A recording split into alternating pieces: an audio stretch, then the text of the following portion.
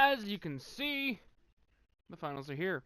Warriors at the Raptors. Not necessarily a matchup I predicted in the first place. I believe even after the second round, I had, or even after I was going to say going into the conference finals, I think even I had the Bucks facing off against the Warriors. Trailblazers kind of did what I expected them to do in a sense. They had the lead in almost every game, but they blew it in every single game. They got swept. Toronto did last a couple extra games, or the Bucks did win the first couple, so they got reverse swept. Kind of a collapse, if you may, because they did start 2-0, so they were right on the doorstep of making it to the finals, and that would have been interesting because a Giannis Antetokounmpo-led defensive team like the Bucks against the Warriors with no Kevin Durant to start would have been very, very interesting. But we got Golden State versus the Toronto Raptors. We got Drake versus Steve Kerr, I guess if you want to put it that way.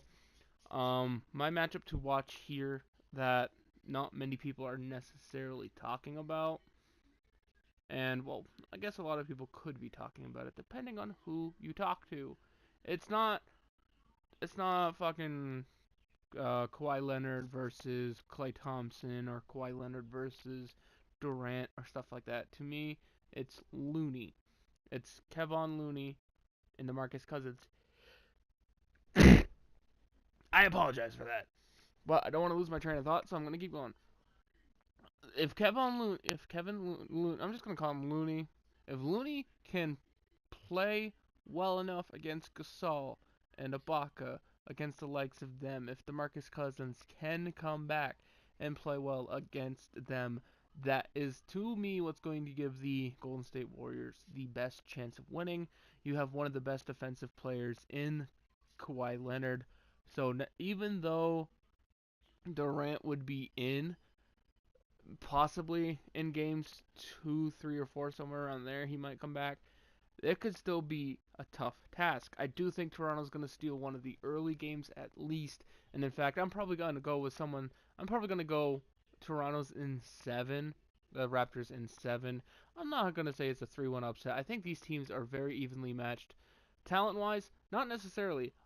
I think it's more of a match based system of them being evenly matched. The Golden State Warriors are the absolute better team, I think, hands down, especially when it comes to shooting. Toronto has Kawhi Leonard, and Kawhi Leonard. Or Golden State has almost everybody that can shoot outside of Draymond Green, but Draymond Green's a beast defensively. Defensively, I think for the Golden State Warriors, they're going to want Draymond Green on Kawhi Leonard, but with that, you could probably put Draymond into foul trouble early on, and that's going to be an issue. What I think wins this game for the Golden State Warriors is going to be the combination of Ibaka and Siakam. If they can contribute points, if they can contribute boards, if they can contribute just overall tenacity, maybe get some Golden State Warriors in foul trouble, block some shots, make it tough, ease the pressure off Kawhi Leonard. That's going to open the door. Do I think the Raptors should be favored? Oh, hell no. I think the Warriors should be favored. It should probably be a 65-35 split, to be honest. But I think the absence of Kevin Durant, with the possible return of DeMarcus Cousins, maybe forcing him back into the lineup, is going to cause issues with the Warriors against a team of this caliber. Portland, they were great for an extended period of time.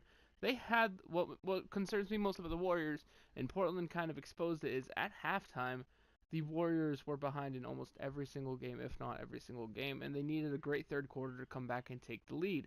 That's not going to happen against Toronto. If you don't have the lead at halftime and Toronto has a double-digit lead at halftime, Kawhi Leonard's not going to let you go, and he's out for blood.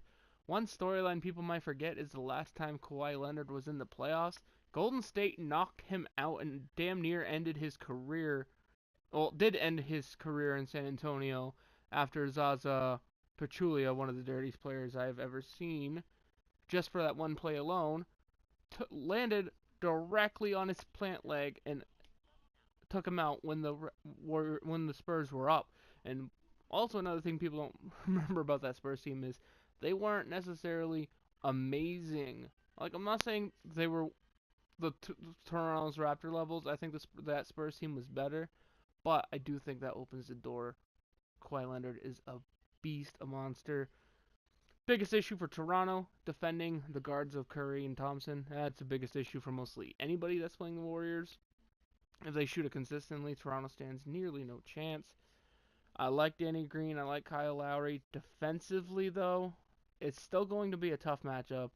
I'm looking at Curry and Clay dropping at least 22 points a game. At least. It's going to be about limiting the other players like Looney, Iguodala, especially Iguodala, Draymond Green, making sure they don't get theirs, making it tougher on Steph and Clay.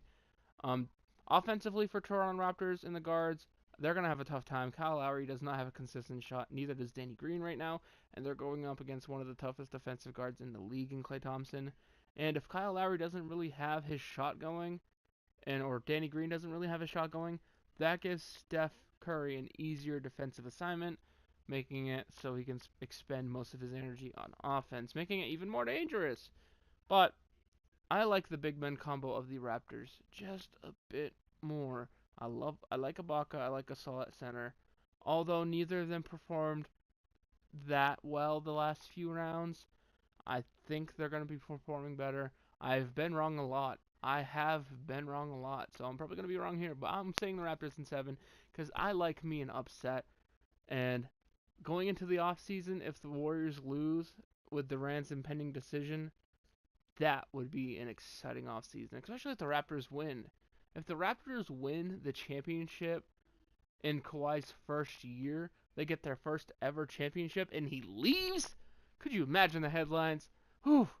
I'm not doing this for the headlines, though. I honestly, I would love the Raptors to win. Not because I don't like the Warriors. I like the Warriors. I don't like Draymond Green.